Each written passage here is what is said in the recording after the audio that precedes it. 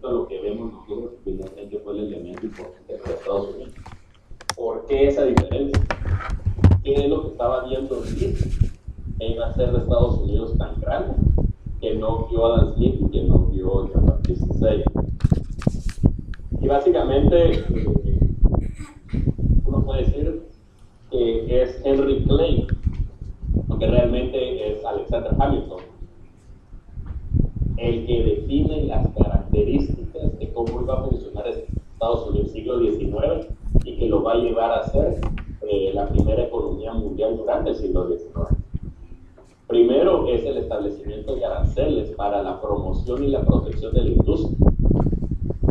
Y aquí el contexto que es importante tener en cuenta es, ustedes lo mencionaron en sus resúmenes, Estados Unidos no se le había permitido el desarrollo de la industria. ¿Por qué razón? Intereses ingleses. Por los intereses ingleses. Y básicamente lo mismo sucedía en América Latina por parte de España. De hecho, hubo una industria creciente de producción de seda en México. Y lo que las autoridades españolas mandaron a hacer era obligaron a las autoridades en México a cortar los árboles y a matar toda la producción de gusanos, porque atentaba contra los intereses de los productores de la seda en la península. ¿Ya? Entonces no querían competencia. Ese es el tema 1. Ahora, es interesante la protección norteamericana, que si no estoy mal, en una de las tablas es cerca del 40%. No está en este documento, sino está en este otro libro, Taking Away the Ladder. Y el punto es que Norteamérica es en el siglo XIX el país más proteccionista en el mundo, hasta que eventualmente lo supera Rusia, a pesar que estaba tan lejos de Europa. Entonces imagínense el costo de transporte marítimo y encima los aranceles. El tema punto 2 es Estados Unidos, el gobierno federal debería enfocarse en la construcción de canales, de carreteras y cualquier mejora en tema de infraestructura que pueda apoyar a la economía nacional.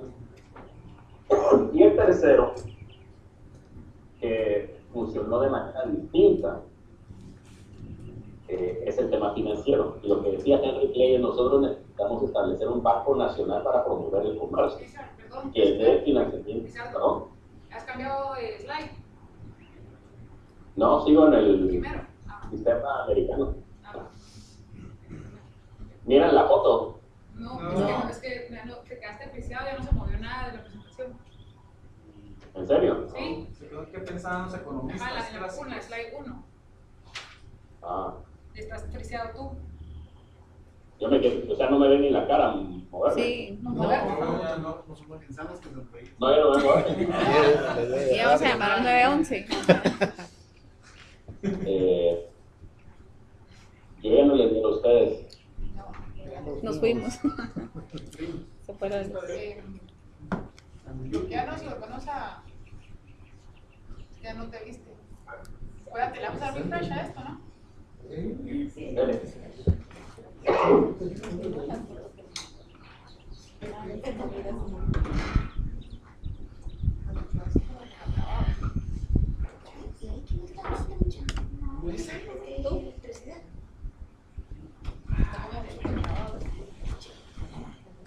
Perdón.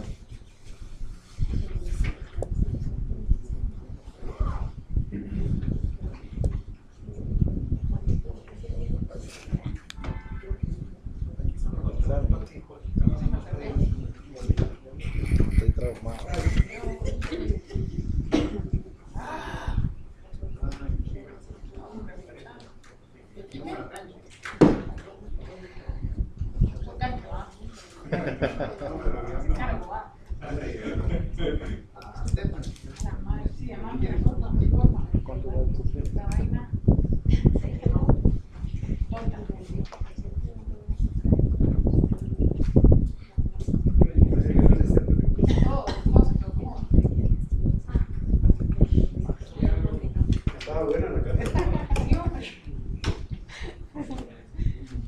Voy a tener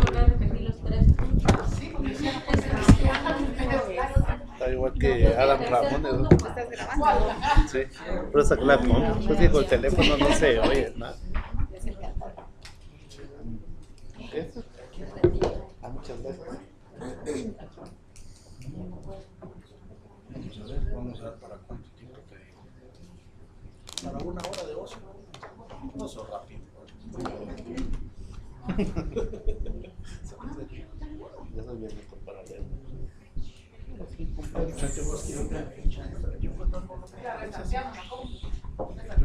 Me interesa. Quiero vacaciones.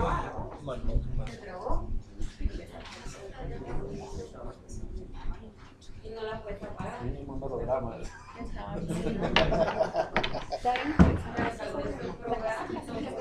Punto número 1. ¿Qué tal estuvo la presentación? Fíjate que el lunes estaban allá con caos, porque era cuando más alumnos hacían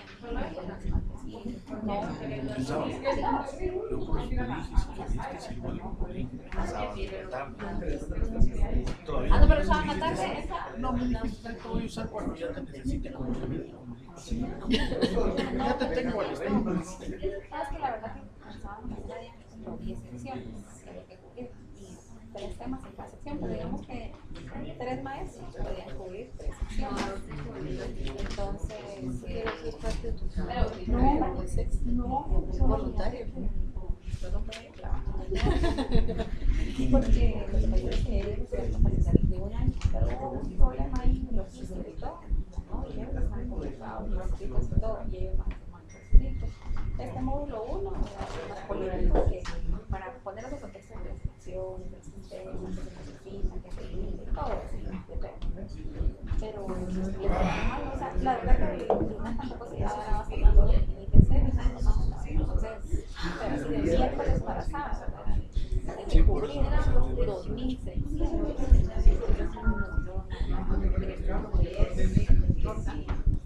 mañana llega miércoles, primero me acuerdo que fue la elaboración de los cursos, me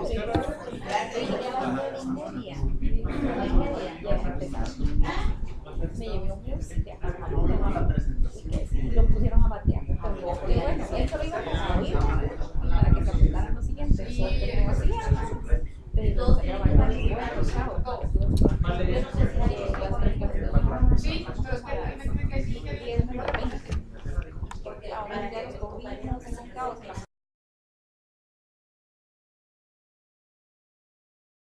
Que seguía grabando, así que ignoren las caras chistosas que estaba haciendo. Porque se veía demasiado chistoso lo que usé el video, perdí un lapicero. Ok, estamos viendo entonces. El video lo puse porque creo que ayuda un poco de una manera bien rápida de ver algunos elementos de la política económica norteamericana de una manera medio chistosa. Hay una pregunta ahí al fondo. Milton. La pregunta Yo sé que lo soy. es que Milton tenía la pregunta para ti. No, yo solo tengo un, ¿Y tengo un punto ahí. No sé por qué en todo esto que hemos estado leyendo no se menciona la esclavitud. Porque después de la guerra civil. O sea, cuando... De hecho, esta es una muy buena pregunta. Lo que tiene que suceder en el caso de la esclavitud es que realmente cuando uno toma la postura de lo que ocurrió en el norte, la verdadera creación de riqueza de largo plazo de Estados Unidos se generó muchísimo más vinculado con el norte industrial, y eso se ve especialmente con la guerra civil, porque la guerra civil fue el mecanismo a partir del cual el norte gana políticamente en Estados Unidos y derrota al sur, que dependía de la esclavitud de manera importante. De hecho, creo que hay un video en el tema de la esclavitud que se los puedo subir, que se los puedo mandar también para que exploren un poquito la idea al respecto.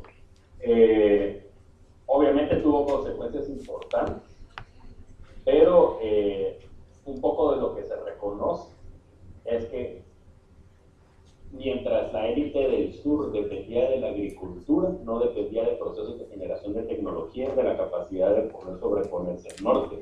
Cuando el norte, y básicamente la diferencia que existían entre ambos, es que el sur, como élite, entre otras políticas, lo que quería era promover el libre comercio para poder comprar bienes baratos de Inglaterra. El norte se oponía a eso porque el norte era básicamente industrial. ¿Ya? Entonces, básicamente estaban yendo en contra de la capacidad económica de lo que tenía el norte. El norte eventualmente gana la guerra y entonces somete al sur y genera un montón de cambios de políticas tratando de reducir los problemas de esclavitud.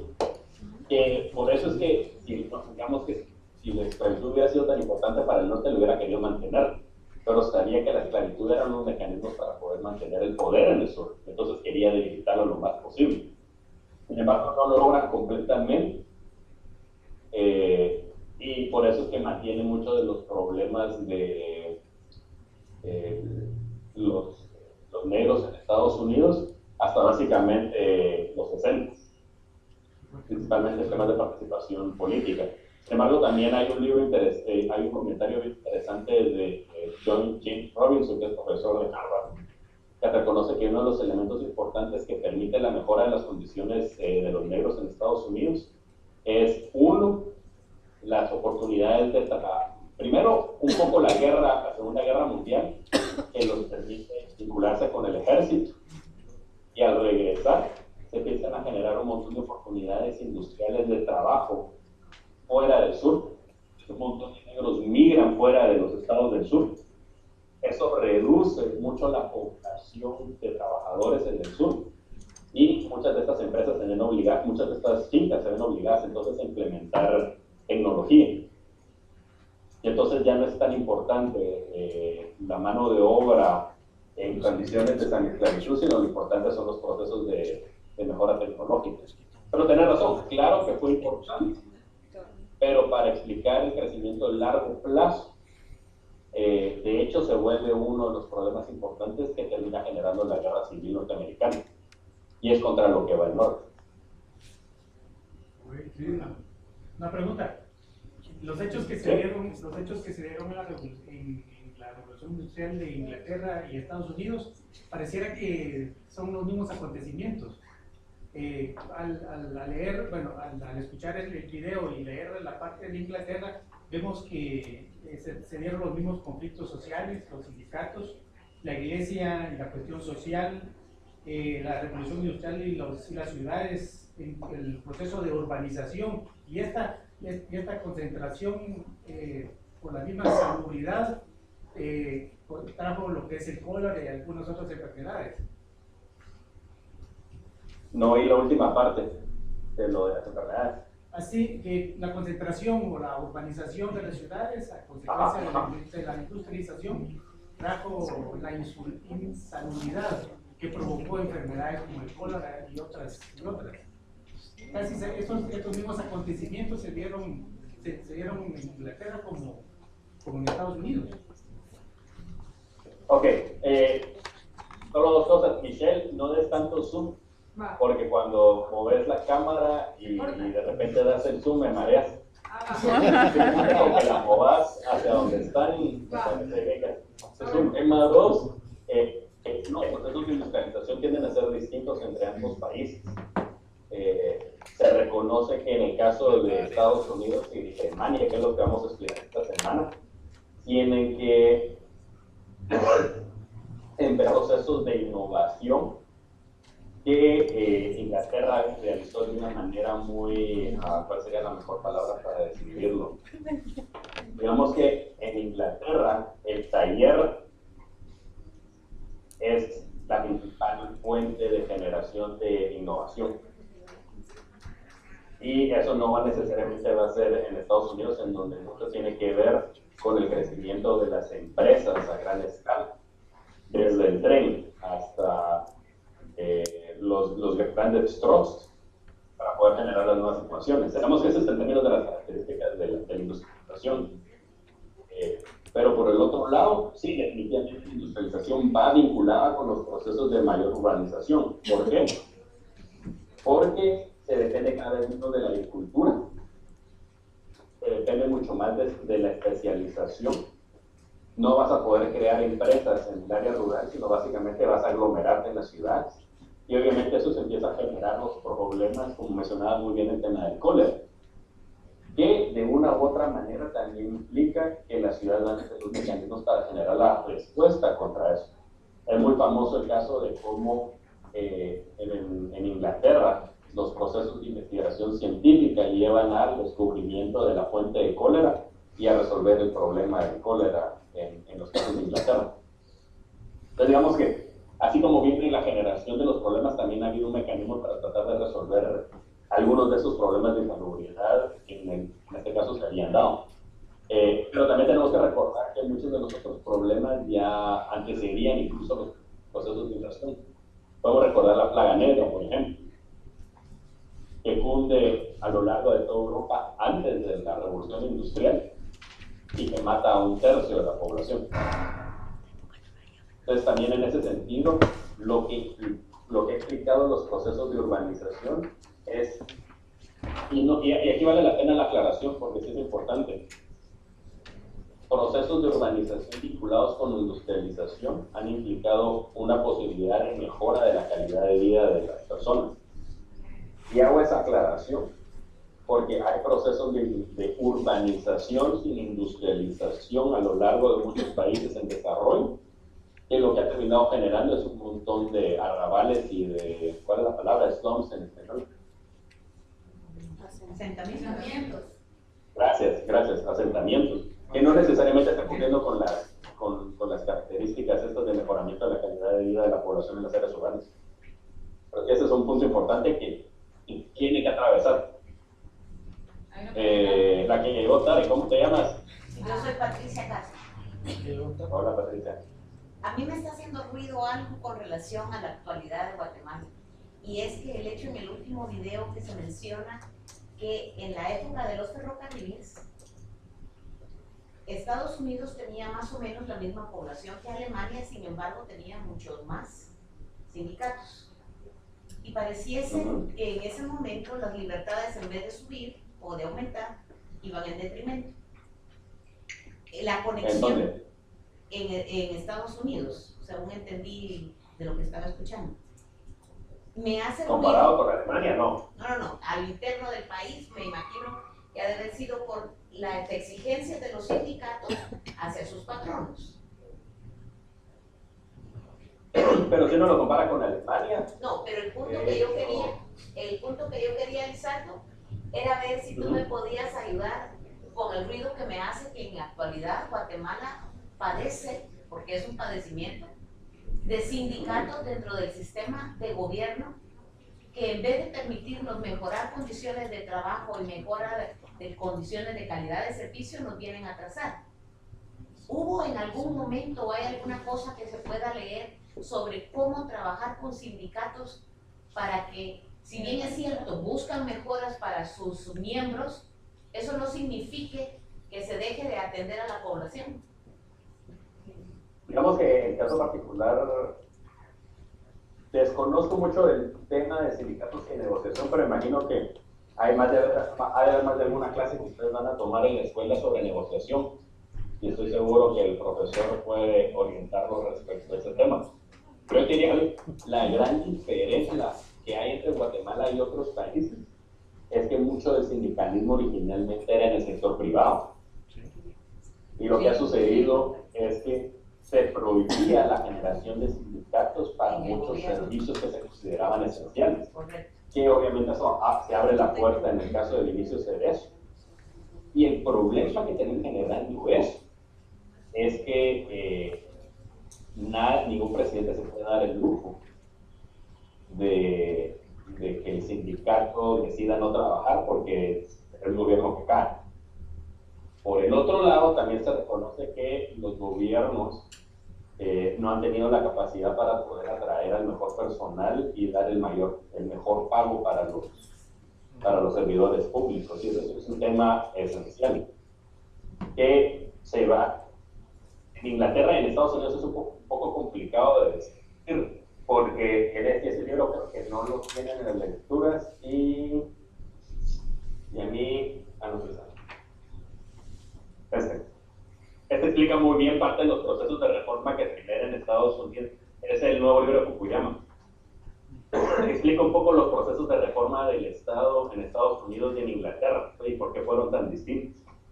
Y básicamente la idea es que tomó muchísimo tiempo y que sí es necesario los procesos de la reforma de las condiciones de los trabajadores y de los mecanismos para tratar de contratar a los mejores. Porque aquí es un problema de que no le podés enseñar a un pez a subirse a un árbol. Y eso es, hay un montón de gente que se muere por servir, y hay un montón de gente que tiene el ethos o en el fondo tiene una pasión por mejorar Guatemala. Y no es un tema de salarios, es un tema de saber identificar adecuadamente a esa gente. Y cómo se logra identificar a esa gente y se trata de generar las condiciones adecuadas para que se pueda desempeñar en el gobierno. Más que simplemente quiere un salario porque es el sobrino del diputado. Y ahí es donde está el principal problema para el caso de Guatemala. Sigue considerando el trabajo público como el mecanismo para obtener rentas. Entonces pongo a todos mis familiares, mientras soy diputado, les cobro 10% y eso va para mi próxima candidatura. Ese tipo de cosas que terminan generando que la cosa no funcione también. Y eso explica por qué el tamaño del gobierno. De hecho, es algo interesante. En los últimos 34 años, tuvimos la crisis de los 80, ¿sí? Esto decayó muchísimo la cantidad de afiliados en el IX. Sí. Lo único que ha sucedido entre 1980 y el 2014 es un incremento del 6% de los trabajadores del sector privado. Es decir, se incrementaron 36,000 empleos formales. En ese mismo tiempo, los empleados del sector público se incrementaron en casi 500,000. Que aquí es donde viene el punto. Eso no necesariamente es malo. El problema es quiénes fueron contratados y cuál es el mecanismo para garantizar que la mayor cantidad que los que fueron contratados realmente vayan a dar la calidad de servicio que estamos esperando. Ahí es donde viene el verdadero problema. Es la calidad del servicio que nosotros estamos esperando. Entonces, tiene que ver necesariamente con una reforma del sector de servicios civiles. Claro, es difícil, va a tener que ser por partes, bla, bla, bla, pero hay que entrar. Gracias. Nada. Rapidito, porque si no, no me da tiempo, ya me di cuenta que se me fue el tiempo así entre los problemas del internet. Quiero explicar rápidamente algunos elementos del desarrollo norteamericano. Primero, es obvio que no estamos hablando de libre comercio en el caso norteamericano. Hubo protección industrial durante el siglo XIX, de hecho fue el mayor proteccionista durante la mayor parte del siglo XIX. Y había una forma de sustitución de importaciones, y lo pongo entre comillas porque no es igual a lo que se vivió en América Latina, es bien distinto. No me da tiempo de explicarlo, pero quien quiera le puedo explicar en email o por aparte. Lo otro es, un ejemplo de ello fue el tema de la seda. Estados Unidos, desde el tiempo de la colonia, Inglaterra quería promover la seda en Estados Unidos. Uno de los estados, Virginia, donde está metido. Estados Unidos protegió ese tema. Esto es cuando se volvió independiente. Pero simplemente no era rentable la producción. Temas como el tabaco y el algodón terminaba siendo muchísimo más rentable para la producción del sur que la producción de seda. Eso por una parte. Y de hecho, una cosa interesante, al mismo tiempo Guatemala también lo quiso producir, pero no lo hicimos por el tema del café. Pero eventualmente esa protección le terminó sirviendo a Japón, porque Japón empezó a producir un montón de seda y los norteamericanos le empezaron a comprar ese montón de seda para producir ellos la ropa. Y eso explica por qué la industria de vestimenta en Estados Unidos es tan importante, porque tenía acceso a una fuente bien barata de producción de seda, aunque no la producían localmente. Y para terminar el tema, no era libre comercio de Estados Unidos porque de hecho, aún hoy en día, la política comercial norteamericana y sus cuotas de aranceles son importantes. Si no hubiera tenido sentido la iniciativa de la Cuenca del Caribe, el NAFTA con los mexicanos, el CAFTA, el RCAFTA con nosotros, el Acuerdo Transpacífico con los asiáticos, etc. O el acuerdo transatlántico europeos. Entonces, la política arancelaria norteamericana es esencial y ha sido proteccionista. Ahora bien, también es cierto que sí había de cierta manera libre comercio. Y ustedes van a decir cómo es posible que ambas cosas se den a la vez. Porque tenemos que recordar que Estados Unidos es un país gigante y con mucha gente. Y hubo un proceso importante en la Corte Suprema que defendió el libre comercio a lo largo de Estados Unidos. Y muchos estados trataban de poner mecanismos para evitar el comercio. La Corte Suprema los eliminó. Y eso es uno de los elementos importantes también en la historia del desarrollo de Europa. El primer libre comercio que se genera es a lo largo de todo el país. Porque eso permite generar economías de escala. Mientras más gente haya para la venta, más grandes pueden ser las empresas y menores los costos y mayores las posibilidades de inversión. Y el otro país en donde se generó también esto, y que es importante, es a lo largo de Alemania. Vamos a ver el jueves por qué es esto importante, y alguien que me lo recuerde cuando veamos el segundo slide. Ok, entonces, había el laissez-faire hacia adentro, pero no había hacia afuera. ¿Sí? Siguiente punto. Y aquí recuerden que estoy viendo, lo estoy pensando como Henry Clay, que empezó con el tema de los aranceles. El siguiente punto, la infraestructura. ¿Ya podemos hablar de la infraestructura? Como lo dice la lectura de Macron, de Creando el Capitalismo Moderno, la capacidad de generar la segunda fase del mercadeo, para los que sí leyeron, este no es un proceso espontáneo. ¿Por qué? Porque se necesita contar con infraestructura para poder generar economías de escala y comercializar de manera masiva. ¿Sí? Si no hay infraestructura, el producto no puede salir del pueblo, o no puede salir de la ciudad. Entonces, termina siendo un producto local. Y aquí una de las cosas que vale la pena es, por ejemplo, señalar por qué era importante este movimiento de infraestructura. En 1816, transportar una tonelada de grano de Europa al puerto de Nueva York, solo el costo era de $9. Mientras el costo, el mismo producto,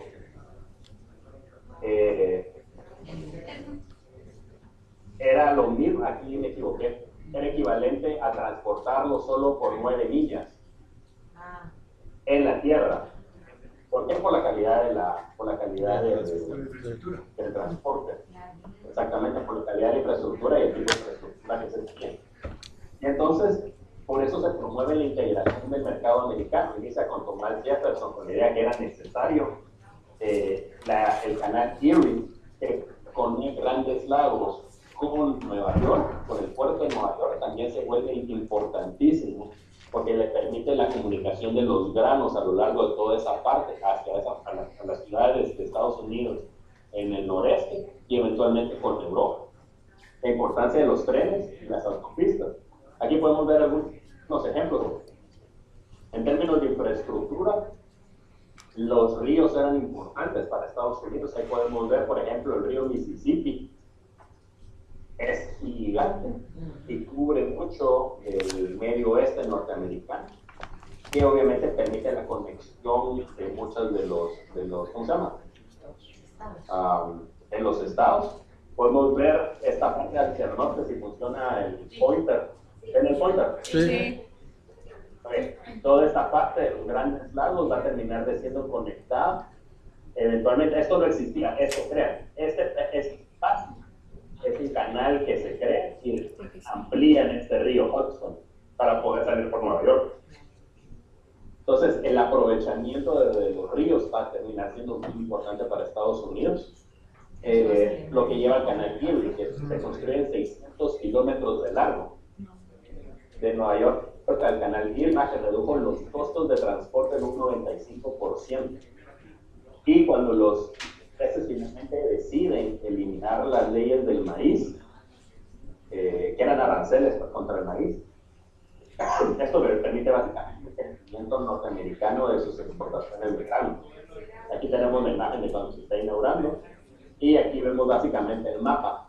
Y en el mapa, este es el canal Erie, y aquí podemos ver básicamente cómo va de por acá. Ahí. La conexión casi no se ve, pero aquí va.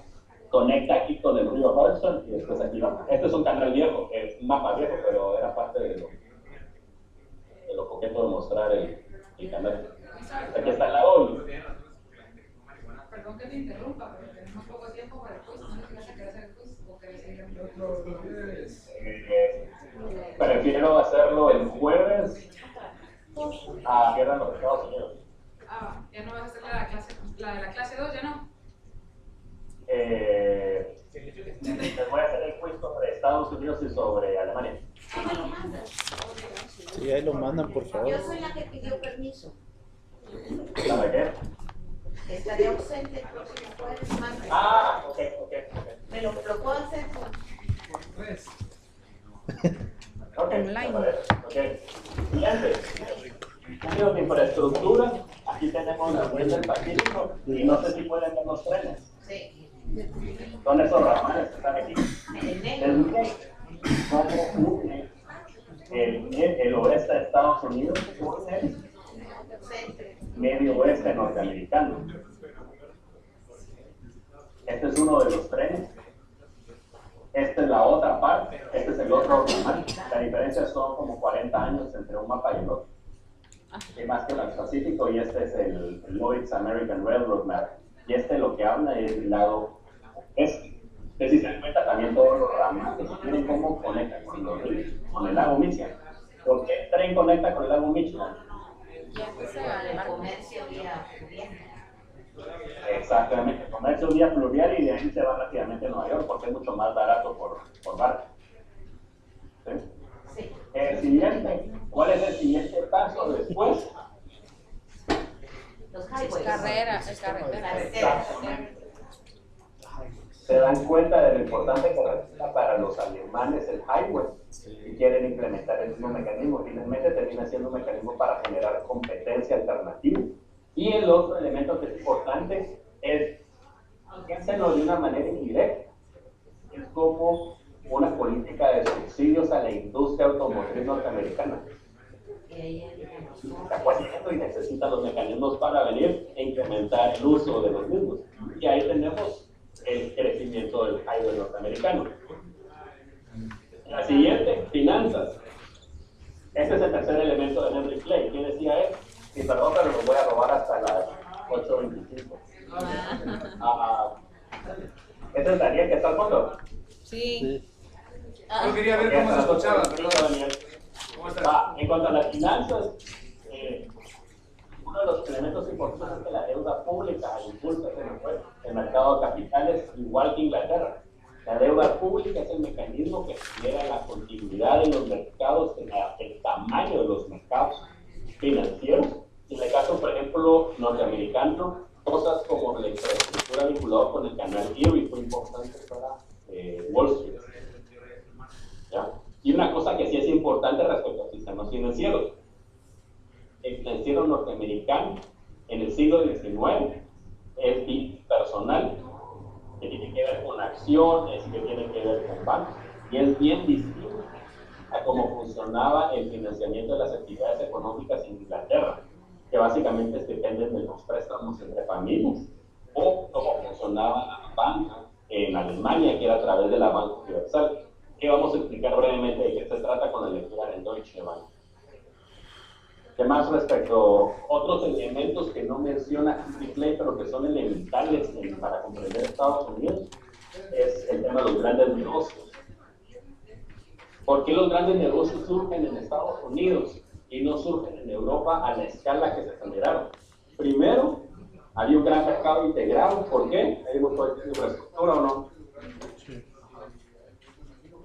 Lo otro, economía de escala. Mientras más produzco en la industria, logro asignar el costo fijo a un montón de unidades. Entonces puedo vender más barato. 3, empieza a generarse la administración centralizada de la toma de decisiones en los negocios. Y eso también reduce el overhead, los costos de administración. Lo cual es un elemento bien importante, que es la comparación con Europa, es que no hay oposición tan importante para los grandes negocios. ¿Por qué? En Estados Unidos no hay una monarquía con una nobleza, y en Estados Unidos no hay una religión tan fuerte. Y la falta de esos dos elementos permite el surgimiento de los grandes negocios en Estados Unidos. Y termina siendo importante porque, entre otros elementos, van a construir lo que va a ser los trenes. Y los trenes llegan a haber empresas de 100,000 trabajadores. Pero no piensen en los trenes simplemente como el conductor del tren.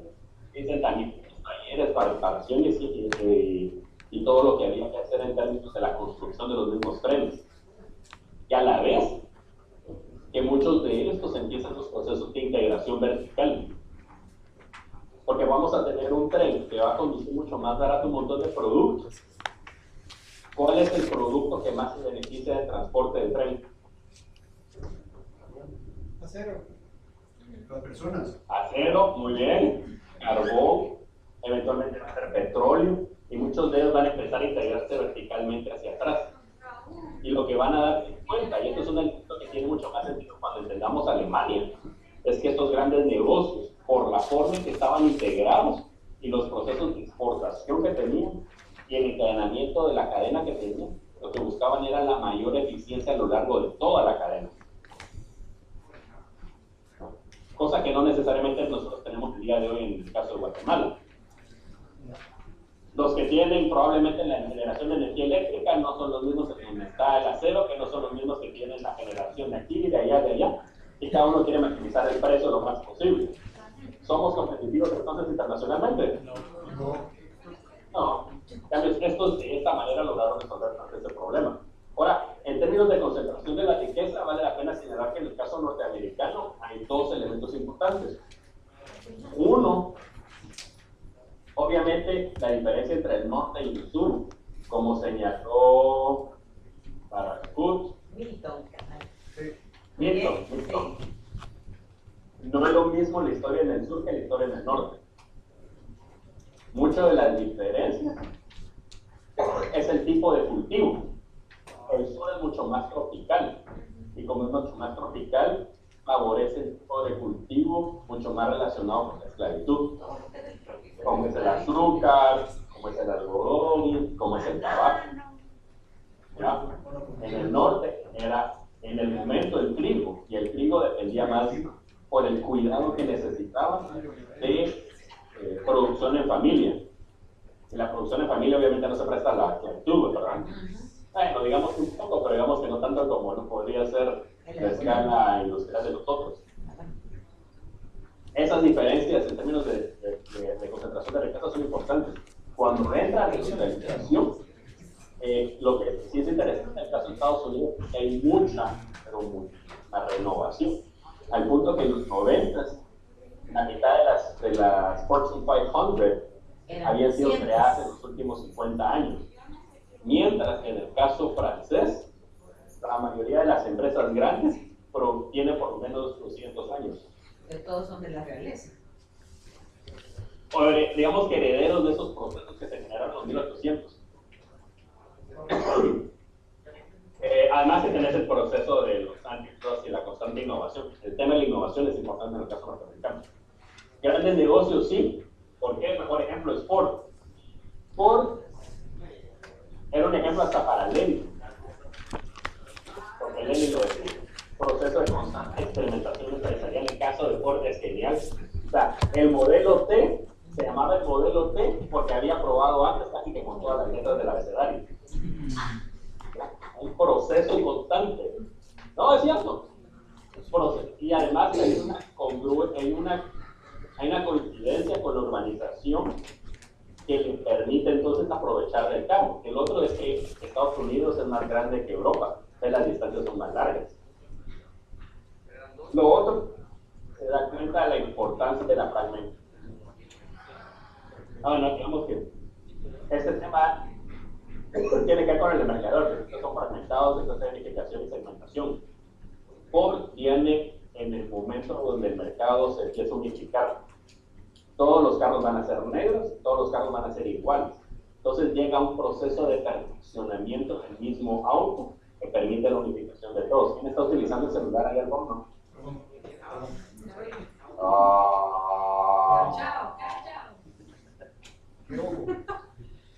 La diferencia después de Ford con Sloan y Chrysler es que Chrysler se da cuenta que la gente quiere productos que se asemejan más a su estilo de vida.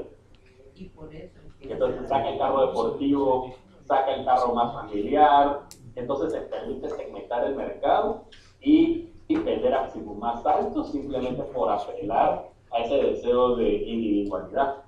Exacto, pero eso no era como consecuencia de la Segunda Guerra Mundial que se quería premiar a la gente que venía de la guerra con eso, o la familia, con carros con comodidad y algunas otras cosas más. Digamos que Pero tendrían que tener bastantes dinero. era parte del proceso de la generación del sueño americano definitivamente y el deseo de expandir a lo mayor cantidad posible el consumo de productos norteamericanos en definitiva. En este sentido es cierto, pero digamos que las estrategias tomadas por cada una de esas empresas dependen más de lo que vieron ellos en ese momento. Porque pudieron haberse implementando el modelo C, pero no fueron por el modelo C, sino esta empresa decidió diversificar la producción. Tema rapidito, porque ya todavía nos faltan 4 slides. Trata de resolver parte del problema laboral incrementando los salarios. $5 por día, en este momento eran un montón de plata. Pero el problema que tenía es que entrenaba mucho a la gente se aburría rápido del trabajo y terminaba yéndose a la competencia. Al subirle ese salario un montón, la gente ya decidió de irse menos. Y además que no era solo darles el dinero, había todo un departamento de sociólogos detrás evaluando el comportamiento de los empleados y a veces se le daba el salario a la mujer en lugar del hombre. ¡Bravo! Sí, así se mantenía. Espérate, era la Guillermo. Y luego lo otro es que también decía que había redujo la semana laboral de no solo de 10, 9 a 8 horas, sino también ya no eran 7 días de labor a la semana, sino 5. Decían que era un impacto incluso más fuerte que el de los $5. Ahora lo que yo pregunto es ¿él fue el primero en implementar eso? Mira, ahí hay una combinación de factores. Uno tiene que ver con los movimientos laborales norteamericanos que empezaron en Chicago a finales del siglo XIX. Y el otro elemento importante son los incrementos de productividad que había en el mercado norteamericano. O sea, las empresas norteamericanas se volvieron tan productivas por términos de innovación y inversiones en capital que no tenían competencia. Entonces, un poquito de molestia laboral hacía que la respuesta fuera en ese sentido, y entonces tenía la capacidad de responder de esa manera. Sí, pero Esa es la combinación de altas productividades conectadas con movimientos laborales en Norteamérica. Sí, pero Ford fue el primero en implementar eso, ¿no? O por lo menos en Estados Unidos. No, yo sé que hubo mejoras, pero que lo haya pasado de 7 a 5 no lo recuerdo en este momento. El texto lo dice. Seguro lo dice. Bueno, sí, lo dice el texto, pero no lo recuerdo yo. Eso tenemos, ya casi no tenemos tiempo. El otro elemento, ya se cumplió sobre las 8:25, así que 2 minutos más. En términos de recursos naturales, rápido. Es cierto, tenían un montón de recursos naturales, y más importante que los recursos naturales fueron las migraciones. Como ya te había mencionado, las migraciones de esclavos, y después las migraciones importantes que se generaron de europeos, con muchas habilidades que estaban huyendo de las guerras. Pero ya sabemos que no se fueron solo por eso. En cuanto a las guerras, tienen toda una dinámica, pero tal vez el más importante es el desarrollo tecnológico, impulsarlo, con tal de ganarle a los opositores. Y en ese sentido, no me da tiempo al desarrollo tecnológico, pero también voy a brincar al otro slide. La política norteamericana de favor de la tecnología, especialmente para los que hayan leído mi columna en Plaza Pública, perdón por el anuncio, es tan importante que está detrás del iPhone. Hay un libro de Marian Mazzucato, déjenme buscarlo por aquí, que se llama Estado Empresarial. Por coincidencia tengo todos los libros acá en la clase, por cierto. O sea, no por coincidencia, sino que estratégicamente los tengo aquí. Que señala en uno de sus capítulos todos los productos que financió o que subvencionó el gobierno norteamericano de una u otra manera y que después vino Apple, logró generar el iPhone, el GPS, el Touch Display y Siri son de estos. Para quien más, el libro de Mazzucato es muy bueno. Y sin más los dejo porque yo creo que ya toca la siguiente clase, ¿no? Gracias. Ay, Calmaos. Tengo dos temas. Uno tiene una conferencia de ética. ¿Cuándo? No es conferencia, es un taller, no sé si les dio la información, pero necesito que los interesados se inscriban hoy para determinar si tenemos cuatro. Sí, es sábado 18 y sábado 25 un taller de ética de la administración pública. Entonces, ¿quiénes estarían interesados? ¿Ya te inscribiste? Me dijeron que hasta que mandaran anuncio. Ya mandaron un anuncio. Antes de decir. Va, pero te dijeron que te esperaras. Ajá, yo pregunté la semana pasada.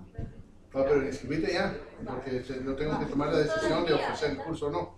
¿Quién es El Douglas Chacón. Douglas Chacón ha sido profesor en otra materia aquí, no sé si lo sé. Pero es alguien con bastante experiencia. Dos. Ética de la administración pública. Es todo el día este sábado y todo el día el siguiente sábado. Necesito que me levante la mano el líder de cada grupo, por favor. Claro. Levante la mano. Mario, porque... Tú de cada grupo. ¿Quién es el que está por el uno, verdad? Va, 2, 3, 4, 5. Para los siguientes resúmenes. Una pregunta. Soy yo. Ajá. 5, 3. Una vez a la semana hay que hacer un resumen. No. Para cada clase. Solo les toca mandar mañana. La manzana de la Correcto. Puede ser el grupo que ¿Ya? pusieron tres. Todavía estoy. Andar traducir chile.